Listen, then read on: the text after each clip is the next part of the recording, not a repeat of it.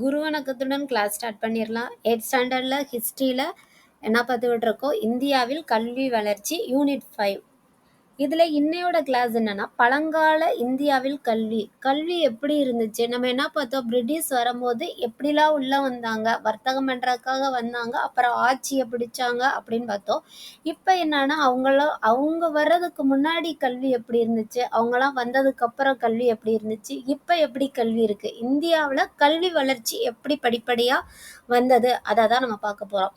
அதுக்கு முன்னாடி ஜஸ்ட் ஒரு விஷயம் யோசித்து பாருங்களேன். இப்போ எல்லாருமே நீங்கள் ஸ்கூல் போகிறீங்க, படிக்கிறீங்க, அப்படி தானே? எதுக்கு படிப்பு, எதுக்கு எல்லாரும் ஸ்கூலுக்கு போகணும், ஏன் கல்வின்ற ஒரு விஷயம் இம்பார்ட்டண்ட் அப்படின்னு நம்ம தெரிஞ்சுக்கணும் இல்லையா? எல்லா பாப்பாவுமே இப்போ நீங்கள் பிறந்தாச்சுன்னா ஒரு ஒரு 3 இயர்ஸ் 4 இயர்ஸ் அம்மா 4 இயர்ஸே இப்போல்லாம் என்னது ரொம்ப ஜாஸ்தி. 3 இயர்ஸ் ஆன உடனே என்ன செய்கிறாங்க? ப்ளே ஸ்கூலில் கொண்டு போய் விட்டுறாங்க. அடுத்து எல்கேஜி யூகேஜி அண்டு படிப்படியாக என்ன செய்கிறது? 12th ஸ்டாண்டர்ட் போர்டு எக்ஸாம் எழுதி அப்புறமே காலேஜ் லைஃப் ஸ்டார்ட் பண்ணி என்ன பண்ணுறோம்? வேலைக்கு போகிறோம், ஸ்டார்ட் பண்ணுறோம் இல்லையா? ரைட். இப்போ இந்த கல்வி ஏன் யார் அம்மா அப்பாவது படிப்புன்ற ஒன்று வேணான்னு சொல்லி பார்த்துருக்கீங்களா? இல்லை. கல்வி எல்லார் வீட்லேயும் நம்ம என்ன தான் அழுதாலுமே என்ன சொல்லுவாங்க? படிப்பு, ஸ்கூல் கொண்டு போய் விட்டுறாங்க. கல்வின்றது ஏன் இம்பார்ட்டண்ட். ஸோ அதை நம்ம தெரிஞ்சுக்கணும் இல்லையா? அப்போ அந்த கல்வியோட முக்கியத்துவம் நீங்கள் தெரிஞ்சால் மட்டும்தான் அது நம்ம எப்படி அந்த காலத்துல இருந்து நமக்கு கிடைச்சிக்கிட்டே இப்போ எந்த இடத்துல நம்ம அந்த கல்வியை வச்சுருக்கோம் அப்படின்றது நமக்கு தெரிஞ்சிருக்கணும். அப்போ எவ்வளோ கஷ்டப்பட்டு ஒரு லேர்ன் பண்ணி அந்த கல்வின்ற ஒரு விஷயம் இப்போ வரையும் நமக்கு கிடைச்சிக்கிட்டு இருக்கு அப்படின்னு நம்ம பார்க்கலாம். ரைட், ஸ்டார்ட் பண்ணிடலாமா?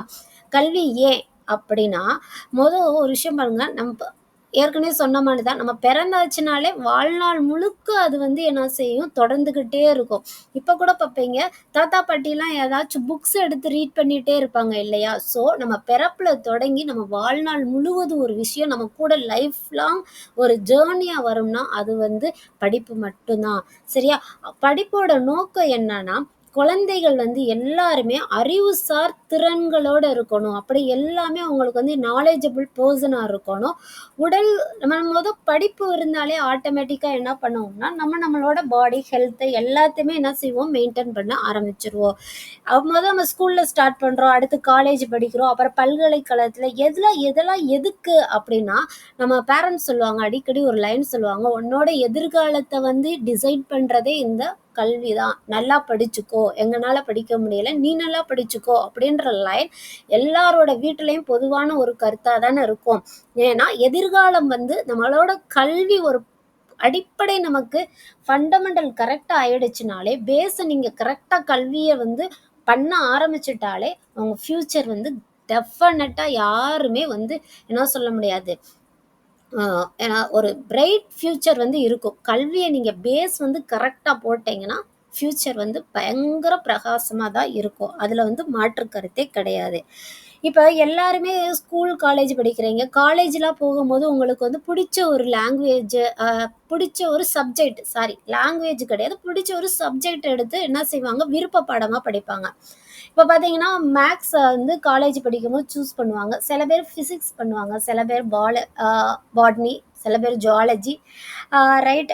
சில பேர் அவங்களுக்கு என்ன பிடிக்குதோ, நிறைய அண்ணங்க என்ன பண்ணுவாங்க? இன்ஜினியரிங் பண்ணுவாங்க, அக்காலாம் என்ன பண்ணுவாங்க? டாக்டர்ஸ் படிப்பாங்க. உங்களுக்கு தெரியும் தானே, யாருக்கு எந்த துறையில் இன்ட்ரெஸ்ட் ஜாஸ்தியோ அதை சூஸ் பண்ணி என்ன பண்ண ஆரம்பிச்சிருவாங்க?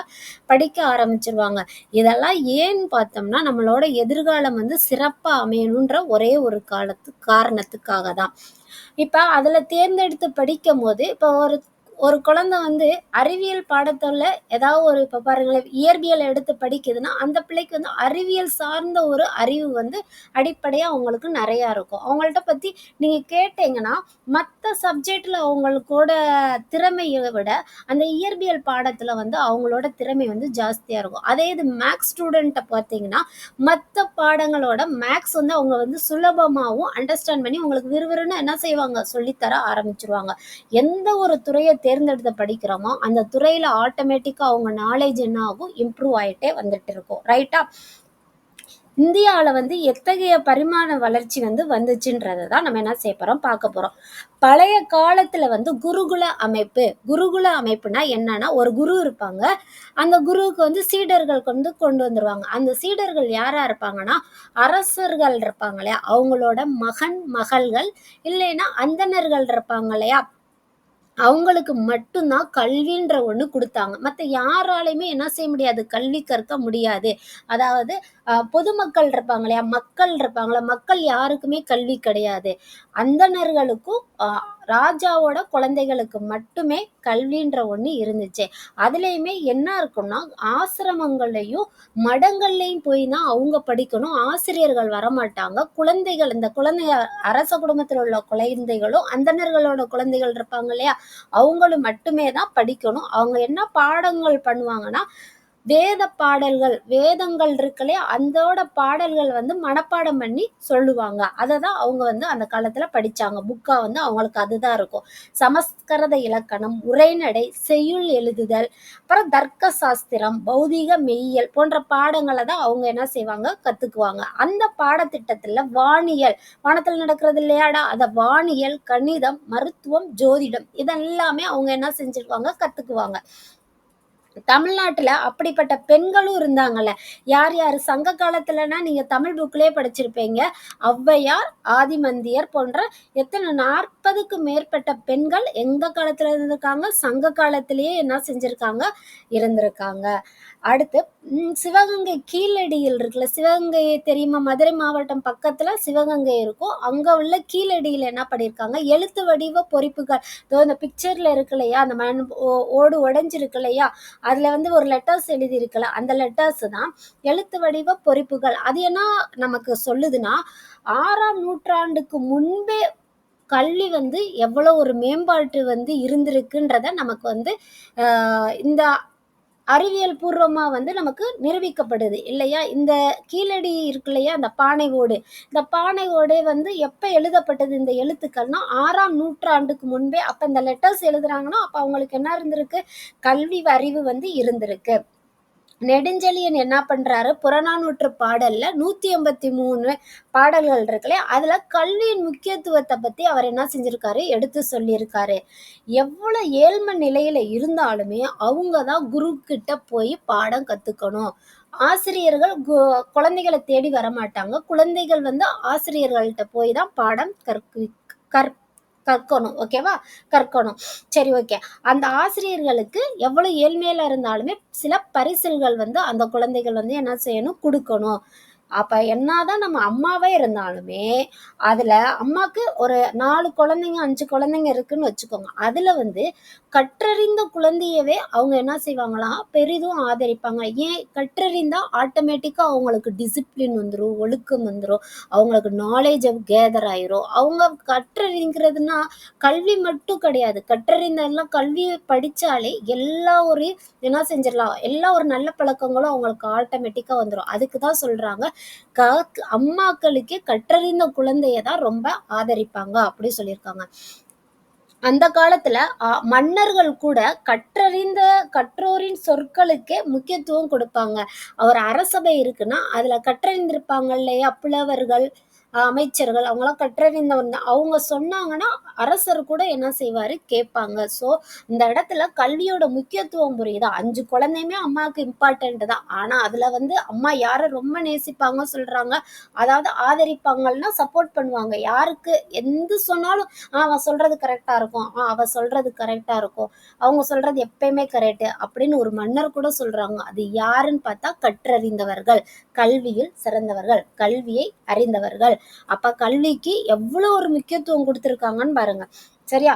மேல்தட்டு மக்கள் கூட, அதாவது அந்த காலத்துல நீங்க பார்த்திருப்பீங்களா படத்துல அந்த பண்ணையார்கள், ஜமீன்தார்கள், நம்ம போன பாடத்துல கூட படிச்சோம் இல்லையா? நிலக்கிழார்கள், ஜமீன்தார்கள் எல்லாமே படிச்சோம் இல்லையா? அவங்களாம் மேல்தட்டு வர்க்கத்தினர். அவங்க கீழ இருக்க விவசாயிகள், அந்த கஷ்டப்படுற மக்கள் எல்லாம் கீழ்த்தட்டு இல்லையா? அப்ப அவங்க கூட இந்த கீழ்த்தட்டுல ஒரு நல்ல கல்வியில் சிறந்த ஒரு மனிதர் இருந்தாங்கன்னா கூட, அந்த ஜமீன்தார்களோ, நிலக்கிழார்களோ இந்த என்ன சொல்லலாம், இவங்க சொல்ற அந்த வார்த்தைக்கு அவங்க என்ன செய்வாங்க, ஒபே பண்ணுவாங்க. ஓகே இவங்க சொன்னா கரெக்டா தான் இருக்கும் அப்படின்னு அந்த காலத்துல எவ்வளோ ஒரு இது இருக்கும் இல்லையா? நாங்கலாம் ஜமீன்தார்கள், நீங்கலாம் வந்து சாதாரண விவசாயிகள் அப்படி பேசுற அந்த காலத்திலேயே கூட கற்றறிந்தவர்களுக்குன்னு ஒரு தனி மரியாதையும் சிறப்பும் இருந்தது. ரைட். இப்ப என்னன்னா உபனிஷத் என்ற சொல்லுக்கு ஒருவருக்கு அருகில் உட்காருதல் என்று பொருள். முனிவரோட காலடியில வந்து உட்கார்ந்து தான் படிப்பாங்க. சரிங்களா? இதுல வந்து கற்றறிந்த ஆசிரியர்களுக்கு குடியிருப்புகளோ, கல்வி இல்லங்களோ, அதாவது நம்ம அதான் லாஸ்டா சொன்ன மாரி தான். அந்த குழந்தைகளுக்கு வந்து பாடசாலை, அதாவது ஒரு ஸ்கூல்ன்ற ஒண்ணு கிடையாது. ஆசிரியரோட வீட்டுக்கு, குடியிருப்புக்கு போகணும். இல்லைன்னா அவங்க இல்லங்கள்ல போய் தான் படிக்கணும். சரியா? பிரெஞ்சு பயணி பெர்னியர் அவர் தான் சொல்றாரு, குருகுல கல்வி எங்க இருந்துச்சுன்னா காசியில கற்றறிந்த ஆசிரியர்கள் வந்து காசியில இருந்த ஆசிரியர்களை வந்து இந்தியாவோட பல பகுதிகளுக்கு அனுப்பப்பட்டு நீங்கெல்லாம் போய் மற்றவங்களுக்கு சொல்லி கொடுங்க, மாணவர்களுக்கு வந்து கற்பித்தலில் ஈடுபடுத்தப்பட்டனர். ரைட்டா? இந்த குருகுல கல்வியில ஒரு சீடர் இருப்பாங்க. அப்ப இல்ல ஒரு குரு இருப்பாரு. அவருக்கு 4 சீடர் இருக்கலாம். இல்லைன்னா இன்னொரு குருவுக்கு 4 இல்ல 6 சீடர், 7 சீடர். அது அவங்களோட எப்படி வேணாலும் இருக்கலாம். சீடர்கள் வந்து இப்படிதான் இருக்கணும், 4 சீடர்கள் தான் இருக்கணும், 7 சீடர்கள் தான் இருக்கணும் அப்படி கிடையாது. சில பேருக்கு 4 சீடர், சில பேருக்கு 6, சில பேருக்கு 7. ஆனா ரொம்ப என்ன சொல்ல புகழ்மிக்க ஆசிரியர் இருப்பாங்க இல்லையா? அவங்களுக்கு 12 சீடர்கள் இருந்தாங்க. சரி, நம்ம கிளாஸ்லலாம் இப்போலாம் எத்தனை பேர் இருக்காங்க? 40 ஸ்டூடெண்ட்ஸ், 30 ஸ்டூடெண்ட்ஸ், 27 ஸ்டூடெண்ட்ஸ். அதை தான் இங்கே சொல்லியிருக்காங்க. ஒரு குருக்கு 4, 6, 7, மேக்சிமம் புகழ் வாய்ந்த ஒரு குருக்கு 12 சீடர்கள் இருந்திருக்காங்க. இங்கேயும் அதே தான் சொல்லி தர்றாங்க. வேதங்கள், உபநிடதங்கள், தர்ம சாஸ்திரங்கள், காவியங்கள் இதெல்லாம் சொல்லி தராங்க. குரு குரு இருப்பாங்க இல்லையா? அவங்க இப்ப வந்து நம்ம டீச்சர்ஸ்க்கு வந்து சேலரி வாங்குறாங்க, நமக்கு சொல்லி தராங்க. ரைட்? அந்த காலத்துல குருக்கு என்ன பண்ணுவாங்க? சேலரி கொடுக்க முடியுமா? ஸோ கொடுக்க முடியாது. ஸோ அப்ப இந்த வர்ற ஸ்டூடெண்ட்ஸ் வந்து குரு தட்சணையா அவங்களால முடிஞ்ச எதை வேணாலும் என்ன செய்யலாம், கொடுக்கலாம். அது வந்து அவங்க என்ன செய்வாங்க, அக்செப்ட் பண்ணிக்குவாங்க. அவங்களா போய் இதை கொடுங்க அதை கொடுங்கன்னு வந்து என்ன செய்ய மாட்டாங்க, கேட்க மாட்டாங்க. 6ஆம் நூற்றாண்டுல வந்து யார் யார் இந்த மகாவீரர், புத்தர், கோசலர் இவங்கெல்லாம் இருப்பாங்களா? இவங்கெல்லாம் அடுத்த 6ஆம் நூற்றாண்டுல தோன்றிய மத சீர்திருத்தவாதிகள். சரிங்களா? இவங்கெல்லாம் என்ன பண்ண ஆரம்பிக்கிறாங்கன்னா, வேதங்கள் தானே இத்தனமா குருகுலத்துல படிச்சுட்டு வர்றோம். இந்த குருகுலத்துல இந்த வேதங்களோட மேலாதிக்கத்தை என்ன செஞ்சாங்க, நிராகரித்தார். போதும், வேதங்களே படிக்கிறது என்ன செய்யுது, போதும், வேதங்கள் தான் மேலாதிக்கம் பண்ணுது. அதனால என்னது, அதை வந்து நிராகரிக்கிறாங்க. யாரு? மகாவீரர், புத்தர், கோசலர். சரி, அடுத்து என்ன பண்ணலாம் பார்க்க, சமணமும் பௌத்தமும் அதுக்கு அடுத்து தோன்றின வந்து பிரிவுகள் வந்து நிறைய பிரிவுகள் தோன்றினாலும் சமணம் சமயமும் பௌத்தம் மட்டுமே இந்த காலம் வரையும், இந்த காலம்னா நவீன காலம் வரையும் நிலைத்து நிற்குது. மற்ற எல்லா சமயங்களும் ஓரளவு இல்லாம ஆயிடுச்சு. ஆனா சமண சமயம் பௌத்தமும் வந்து நிலை நின்று நவீன காலம் வரை வந்துகிட்டு இருக்கு. துறவிகளுக்கு என்ன பண்றாங்கன்னா, இதெல்லாம் எங்க வருதுன்னா மடாலயங்களில் கல்வி. இது நம்ம முன்னாடி பார்த்தது குருகுலத்துல நடக்கிறது.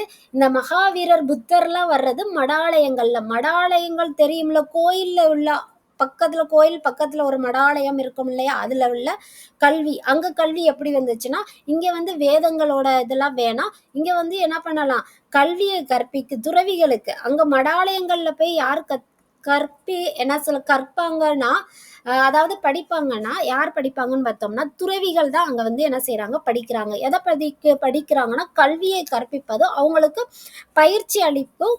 அங்க படிக்கிற காலம் முழுக்கவுமே அவங்க அங்கேயே தான் தங்கி இருக்கணும். சரியா? சமணர்களோட சங்க இலக்கியம் என்னன்னா, அர்த்தமகதி மொழியிலும் பாலி மொழியிலும் இருந்துச்சு. அந்த சமய இலக்கியங்கள் எதுல இருந்துச்சுன்னா, இத டிஎன்பிசிலயோ இல்ல ஒன்வேர்ட்லயே கேட்கலாம். அர்த்தமகதி மொழியிலையும் பாலி மொழியிலும் 2 மொழி. ஓகேவா? அர்த்தமகதி மொழி, பாலி மொழி. தென்னிந்தியாவில் மதுரைக்கு அருகில் காஞ்சிபுரத்திலும், கர்நாடகால சரவண பெலகொலா என்னும் இடத்திலும் மத போதனைக்கான மையங்களை வந்து சமணர்கள் நிறுவினர். எங்க சமணர்களோட மையம் இருந்துச்சுன்னு பார்த்தீங்கன்னா, மதுரையில காஞ்சிபுரத்திலும், கர்நாடகாவில சரவண பெலகொலா அந்த இடத்துலயே சரவண பெலகொலா, சரியா, இடத்துல மத போதனை மையங்கள் இருந்துச்சு. பள்ளினா அதுக்கு கல்வி கற்கும் சமண மடாலயங்களையே குறித்தன. பள்ளினாலே என்னதுன்னா கல்வி கற்பிக்கும் சமண மடாலயங்கள் அப்படின்னு ஒரு என்ன செஞ்சு அதை தான் குறிக்குது, அதை தான் மீன் பண்ணுது. சரி, ஓகே. இந்த தமிழ் இலக்கியத்திற்கு சமணர்கள் வந்து நிறைய சமணர்கள் வந்து என்னென்ன பண்ணியிருக்காங்க நிறையா பார்த்துருப்போம். அதில் திருக்குறள் மற்றும் நாலடியார் வந்து அவைகளில் போற்றப்படுபவை. சரியா? சமண பௌத்த மதம் மட்டும்தான் இங்கே வந்து மேலோங்கி இருக்குன்னு நம்ம சொன்னோம். அது வந்து பல்கலைக்கழகங்களை போன்ற பெரிய வளாகங்களில் என்ன செஞ்சாங்க, கல்வியை கொடுக்க ஆரம்பிச்சிட்டாங்க. பீகார்ல வந்து பௌத்த கல்வி மையமாக நாலந்தா பல்கலைக்கழகம் இருந்துச்சு. இது வந்து பௌத்த கல்வி மையம். அப்ப வரையெல்லாம் நம்ம படிச்சது சமண சமயம். ஓகேவா? இது பௌத்த சமயம் தெரியும்ல, புத்த சமயம், ரைட்டா? பீகார்ல நாலந்தா பல்கலைக்கழகம் இருக்கு இல்லையா, அங்க சீனா அப்புறம் தென்கிழக்கு ஆசிய நாடுகள்ல உள்ள மக்களை எல்லாம் இந்த பௌத்த கல்வி மையம் வந்து ஈர்க்க ஆரம்பிச்சிச்சு. இங்க எந்த பத்தி படிப்பாங்கன்னா புத்தரோட கோட்பாடுகளை படிப்பாங்க. அதை தங்களோட நாட்டுக்கும் எடுத்து போய் என்ன சொல்லுவாங்க, புத்தர் இந்த மாதிரி இருந்தாங்க, இந்த மாதிரி கோட்பாடுகள் இந்த பௌத்த சமயம் இதெல்லாம் சொல்லுது, அந்த மாதிரி சொல்ல ஆரம்பிச்சுட்டாங்க. 8ஆம் நூற்றாண்டுல வங்காளத்துல பாலர் வம்சத்துல வந்தவர் தான் அரசர் தர்மபாலர். இவர் வந்து விக்ரமசீலன்ற பல்கலைக்கழகத்தை நிறுவுறாரு. யாரு? தர்மபாலர் வந்து விக்ரமசீலன்ற பல்கலைக்கழகத்தை நிறுவி புத்தரோட கோட்பாடுகளை பரவ செய்றாரு. காஞ்சிபுரத்துல நாலந்தா பல்கலைக்கழகத்திற்கு இணையான புகழ்பெற்ற பல கல்வி நிலையங்கள் வந்து நிறுவப்பட்டிருந்தது. சரியா? முதலாம் நரசிம்ம பல்லவன் காலத்துல சீனாவை சேர்ந்த புத்த மத துறவி யுவான் சுவாங் வந்து காஞ்சிபுரத்திற்கு வருகை தர்றாரு. அதாவது இந்த நாலந்தா பல்கலைக்கழகத்துக்கு வர்றாங்க. ரைட்? எங்க? புத்த மத துறவி யுவான் சுவாங். எந்த நாட்டை சேர்ந்தவர்? சீனாவை சேர்ந்த புத்த மத துறவி. Okay, right. மடாலயங்கள்ல வந்து என்ன சொல்லும், கல்வி எப்படி இருந்துச்சு நம்ம பார்த்தோம் இல்லையா? 7ஆம் நூற்றாண்டுல தான் யுவான் சுவாங் வந்து நாலந்தாவிற்கு வருகை தர்றாரு. அங்க வருகை தந்தபோது மாணவர்கள் என்னென்ன படிக்கிறாங்கன்னா வேதங்கள் படிக்கிறாங்க. அதோட சேர்ந்து நுண்கலைகள், மருத்துவம், கணிதம், வானியல் மற்றும் அரசியல், அப்புறம் எக்ஸ்ட்ராவா போர்க்கலைகளையும் என்ன செய்யறாங்க, படிக்க ஆரம்பிக்கிறாங்க. இந்த நாலந்தா அகழாய்வு தளத்தை யுனெஸ்கோ 2009ஆம் ஆண்டு பாரம்பரிய சின்னங்களில் ஒன்றாக என்ன செய்து அறிவிக்குது. இதுவும் ஒரு பாரம்பரிய சின்னம் சொல்லி எது யுனெஸ்கோ 2009 அனௌன்ஸ்மெண்ட் பண்றாங்க. ரைட்? இடைக்கால கல்வி. இப்ப என்ன பார்த்தோம்? குருகுல அமைப்பை பார்த்தோம். மடாலயங்கள்ல எப்படி கல்வி இருந்துச்சு. அடுத்து இடைக்கால கல்வி. இடைக்கால கல்வின்றது இடைக்காலத்துல கல்வி எங்க வழங்கப்பட்டதுன்னா, அங்க வந்து குருகுலத்துல அந்த குருவோட இல்லங்களில், வீட்டுல இல்லைன்னா என்னது ஒரு பொதுவான இடத்துல குரு வந்து சொல்லி தருவாங்க இல்லையா? அடுத்து மடாலயங்கள்ல கோயில் பக்கத்துல உள்ள ஆலயங்கள், மடாலயங்கள்னு அங்க தனியா இருக்கும், அங்க இருந்துச்சு. இப்ப இடைக்கால இந்தியாவில வந்து என்ன பண்றாங்க, கல்வி எங்க இருந்துச்சுன்னா கோவில்கள்ல தான் நடந்துச்சு. இடைக்காலத்தில் கல்வியை வழங்கும் இடமாக கோவில்கள் செயல்பட்டன. கோயில் அர்ச்சகர் தான் இங்க கல்வியை கற்பித்தார். அங்கெல்லாம் குரு இருந்தாங்க இல்லையா? இங்க வந்து அர்ச்சகர் தான் என்ன செய்யறாரு, மாணவர்களுக்கு கல்வி சொல்லி கொடுக்கிறாரு. மடங்கள், மடாலயங்கள் தான் கல்வி கற்பிக்கும் இடமாக திகழ்ந்தன. சைவ வைணவ மடங்கள். இதுல வந்து சைவ வைணவ மடங்கள் இருக்கு இல்லையா, அவங்க வந்து அந்த அரசர்கள்ட்ட வந்து நன்கொடைய வாங்கி அந்த மடங்களையும் கல்வி கற்பிக்கிற இடத்தையும் என்ன செய்யாங்க, அவங்க சொல்லிக் கொடுக்க ஆரம்பிக்கிறாங்க. இதுல கலைகள், தற்காப்பு கலைகள், இசை, ஓவியம்லாம் சொல்லி கொடுத்துறாங்க. ரைட்? இத்தகைய மடங்கள்ல ஒண்ணுல தான் நம்மளோட தமிழறிஞர் யாரு, உவே சாமிநாதர் கல்வி பயின்றார். எது? இடைக்கால இந்தியாவில தான் அந்த மடம் இருக்கு இல்லையா, அதுல தான் இவர் படிச்சாரு. தமிழறிஞர் உவே சுவாமிநாதர் கல்வி பயின்றார். தொழில்நுட்ப கல்வி. இப்போ தொழில்நுட்பம்னா இன்ஜினியரிங் சொல்கிறீங்களா, electrical, electronical, what ever it is, நிறைய இருக்குது. அதை போல் அந்த காலத்துலேயும் இருந்திருக்கு. என்னென்னா சுரங்கம், உலோகவியல், நெசவு, சாயமேற்றுதல், தச்சு வேலை, இதெல்லாம் தொழில்நுட்ப கல்விகள். இதை வந்து அந்தந்த கைவினைஞர்களோட கூட்டமைப்பு கட்டுப்பாட்டிலேயே என்ன செஞ்சிச்சு இருந்து, இவங்க எல்லாமே ஒரு கூட்டமைப்பாக இருந்து அவங்களோட கட்டுப்பாட்டிலேயே தான் இருந்துச்சு. கைவினை கலைஞர்கள் மகன்கள் வந்து இந்த பரம்பரை தொழில்களில் வந்து என்ன செஞ்சாங்க, பயிற்சி பெற்று வந்தாங்க. தொழில்நுட்ப கூட்டமைப்புகளுக்கு எத்தகைய அறிவு தொழில்நுட்ப பரிமாற்றம் நடைபெறாமல், ஆக்சுவலாக என்னன்னா இவங்க 2 பேர் இந்த கூட்டமைப்புக்கும் கல்வி மையங்களுக்கும் வந்து ஒரு என்ன சொல்லலாம், ஒரு இடையே வந்து ஒரு பாண்டிங் இல்லாம 2 பேருமே தனித்தனியா வந்து செயல்பட ஆரம்பிச்சுட்டாங்க. அந்த கூட்டமைப்பு தனியாவும், கல்வி மையங்கள் வந்து தனியாவும் என்ன செய்யப்பட்டது? செயல்பட ஆரம்பிச்சுட்டாங்க. அடுத்து லாஸ்ட்டா மதராசா. மதராசன்றது இஸ்லாமிய பள்ளிகளுக்கு இன்னொரு பேரு தான் மதராசா. இது எப்ப ஆரம்பிச்சாங்கன்னா, சுல்தானியர்கள், முகலாயர்கள் ஆட்சியின் போது உயர்நிலை மற்றும் ஆளும் வகுப்பினருக்கு மட்டுமே கல்வி வழங்கிய சமஸ்கிருத, அதாவது அங்க படிக்கும்போது என்ன படிச்சோம்? இந்த மன்னர்களோட பிள்ளைகளும், அந்தணர்களோட பிள்ளைகள் தான் படிக்க முடியும் அப்படின்னு. இந்த மதராசா ஆரம்பிக்கப்பட்டது எல்லாருமே எத்தகைய தடையுமின்றி அனைவரும் வந்து எல்லாம் செய்யலாம், கல்வியை கற்கலாம். இதுல குரானோட சில பகுதிகள், முக்கியமான பகுதிகள் மனப்பாடம் செய்யறதோட வட்டார மொழிகளும் பாரசீக மொழிகளையும் என்ன செஞ்சாங்க? கற்றாங்க. வட்டார மொழினா இப்ப மதுரைனா மதுரையை சுத்தி பேசுற லாங்குவேஜ், இப்ப நீங்க திருச்சினா திருச்சியை சுத்தி பேசுறது, கோயம்புத்தூர்னா கோயம்புத்தூர், திருநெல்வேலினா திருநெல்வேலி. ஸோ அதுதான் வட்டார மொழி. வட்டார மொழியும் பாரசீக மொழிகளையும் கத்துக்க ஆரம்பிச்சாங்க. மதராச மதராசா இருக்கு இல்லையா? அதுல வந்து அவங்க எப்படி இருக்காங்க? ஒரு ஸ்கூலாவும் இருக்காங்க, சட்டப்பள்ளியாகவும் செயல்பட்டன. சட்டம்னா தெரியும் தானே? சட்டப்பள்ளி, லா காலேஜ். சட்டப்பள்ளியாகவும் செயல்பட்டன. இதுல பாடத்திட்டம் என்னன்னு பார்த்தீங்கன்னா, குரான படிக்கிறது தான். குரான படிக்கிறதும், அப்புறம் முகமது நபி இருக்காங்க இல்லையா? அவங்களோட போதனைகளையே மையமாக கொண்டு தான் இது அமைஞ்சிருந்துச்சு. அந்த மாணவர்கள் எதெல்லாம் படிக்க ஆரம்பிச்சாங்கன்னா, அரபு இலக்கணம், இலக்கியம், கணிதம், கணக்கு பதிவியல், தர்க்க சாஸ்திரம், இதெல்லாம் அவங்களுக்கு என்ன செஞ்சாங்க? சொல்லிக் கொடுக்க ஆரம்பிச்சாங்க. எதுல? மதராசால. ரைட்.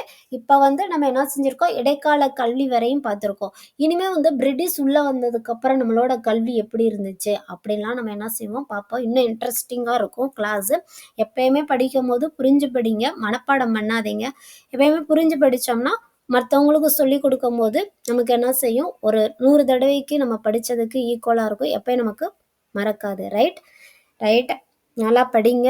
ஸ்கூல் ஸ்டார்ட் ஆக போகுது. நல்லா படிங்க. புரியும். நல்லதே நடக்கும். நாளைக்கு நம்ம இன்னொரு வீடியோல பார்க்கலாம். நன்றி. வணக்கம்.